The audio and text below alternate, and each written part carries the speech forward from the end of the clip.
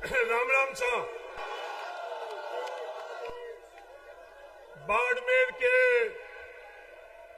उम्मीदों के उम्मीद हम सब के भाई बाड़मेर लोकसभा से भावी सांसद कांग्रेस के उम्मीदवार उमेदराम जी बेनीवाल सम्मानित मंच साबित तय करेगा। पिछले 10 वर्षों से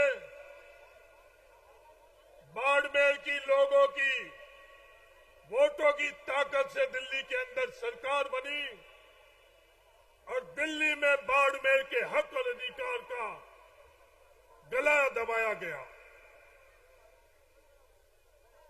एक कदम आगे बढ़ने की जगह बाड़मेर को पीछे धकेला गया।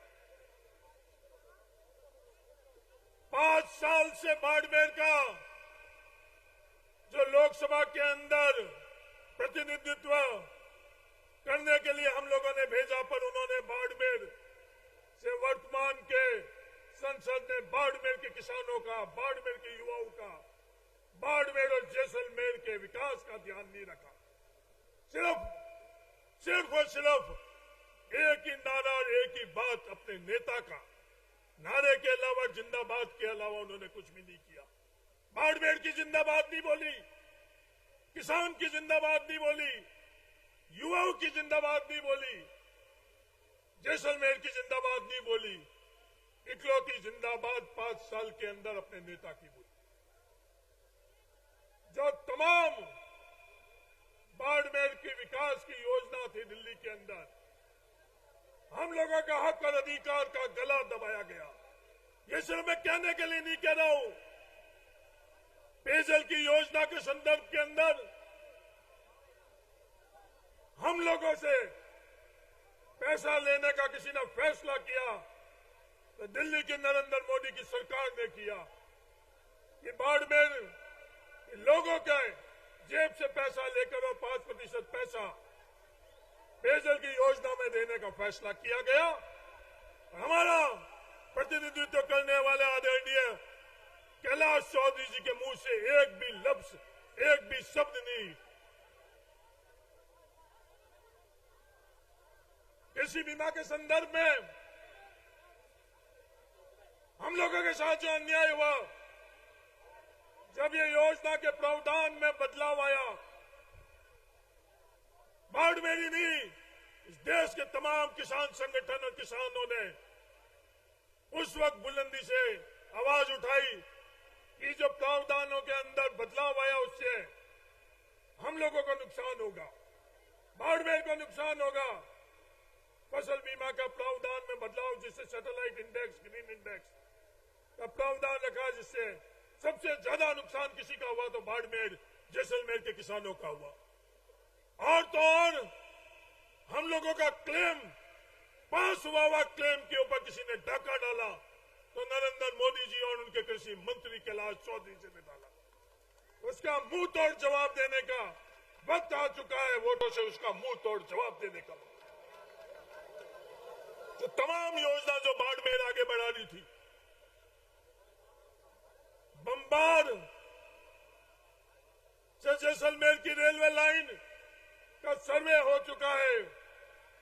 नरेंद्र मोदी जी ने 10 साल से उस सर्वे को रोक रखा है।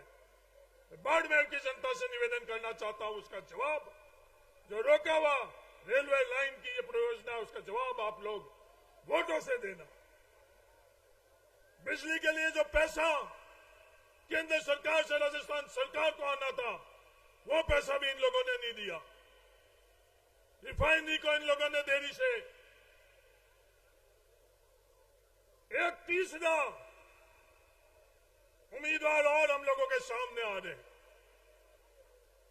लोग कह रहे हैं ये उम्मीदवार नया है, ये नया नहीं है।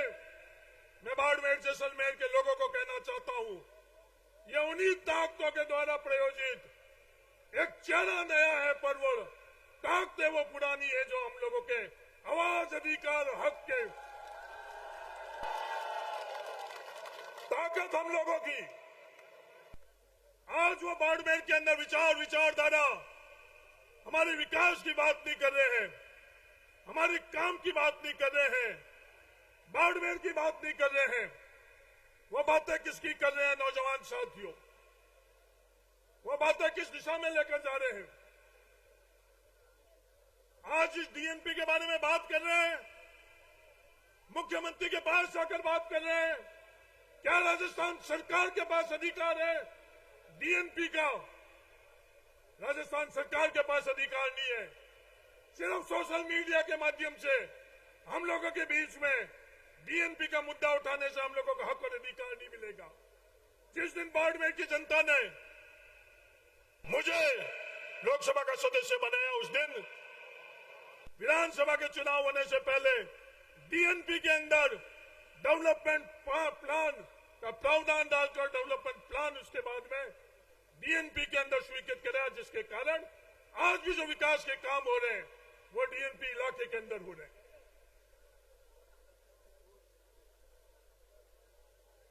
बात कर रहे हैं अघोर की।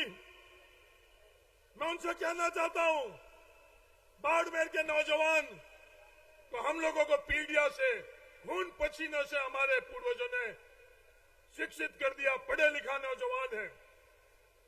यह अघोर का अधिकार नहीं तो राजस्थान सरकार के पास है, नहीं केंद्र सरकार के पास है। यह अघोर के संदर्भ में फैसला किसने किया? सुप्रीम कोर्ट ने किया। राजस्थान सरकार और केंद्र सरकार के पास अधिकार ही नहीं।